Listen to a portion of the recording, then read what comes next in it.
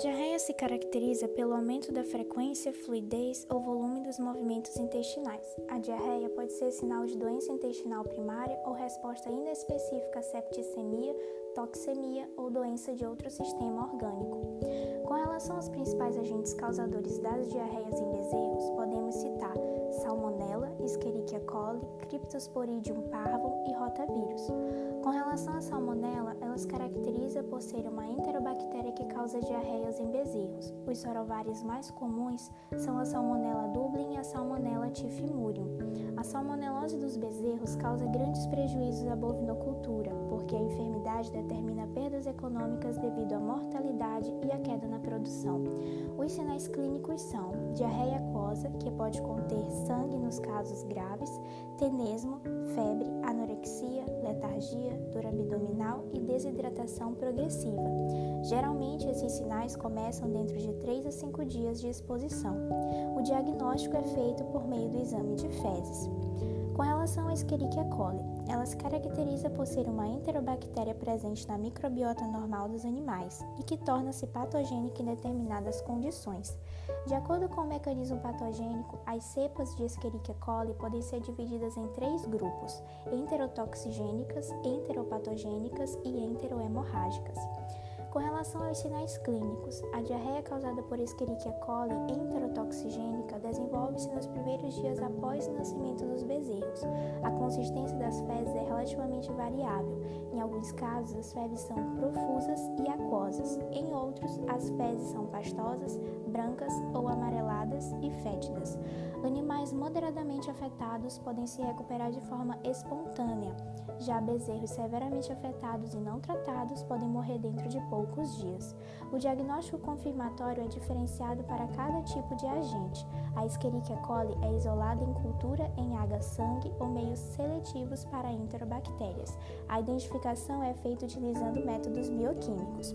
Com relação ao Cryptosporidium parvum, o gênero Cryptosporidium possui 2 espécies de importância para a bovinocultura: o Cryptosporidium parvum, que acomete os neonatos, e o Cryptosporidium bovis, que acomete com mais frequência bezerros mais velhos e bovinos adultos. A criptosporidíase é uma zoonose que tem sua fonte de infecção nos bovinos, nos animais domésticos e nos animais de laboratório. Variam segundo a espécie hospedeira, estado imunológico, nutricional, número de oocistos infectantes, espécie do parasito ou cepa envolvida. A criptosporidiose é uma infecção parasitária frequentemente associada a diarreias em indivíduos jovens. Com relação aos sinais clínicos, diarreia, desidratação e redução do apetite. O diagnóstico ele pode ser feito através da identificação do Cryptosporidium parvum através de microscopia para avaliar a presença de oócitos. Também podem ser detectados por meio do esfregaço das fezes, empregando técnicas de flutuação ou métodos imunológicos.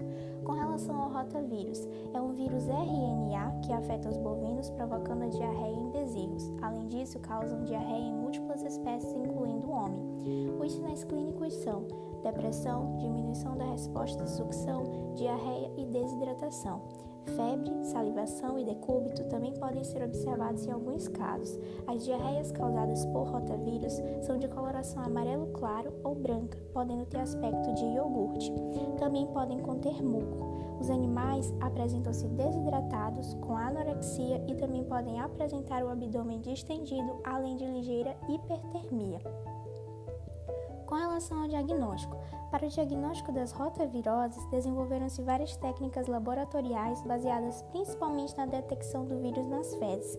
Dentre elas, pode-se destacar a microscopia eletrônica ou através de testes rápidos como o ELISA, para a pesquisa de antígenos. Já com relação aos caprinos e ovinos, podemos destacar a ocorrência de salmonelose e coccidiose. A salmonelose vai ser causada pela Salmonella typhimurium e Salmonella dublin. Com relação aos sinais clínicos, os animais vão apresentar febre, depressão, diarreia com sangue e também aborto. Com relação ao diagnóstico, é realizado através da observação dos achados clínicos e cultura de fezes.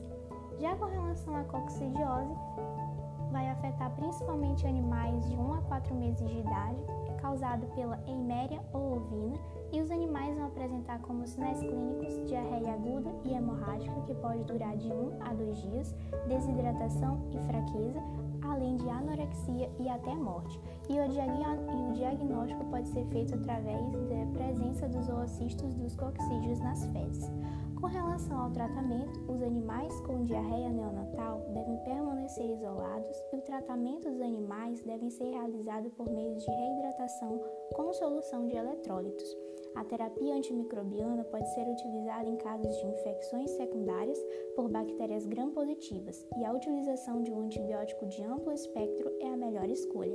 Em casos de diarreias causadas por agentes virais, o tratamento mais indicado é o tratamento sintomático, com a administração de fluidoterapia para reverter casos de animais severamente desidratados.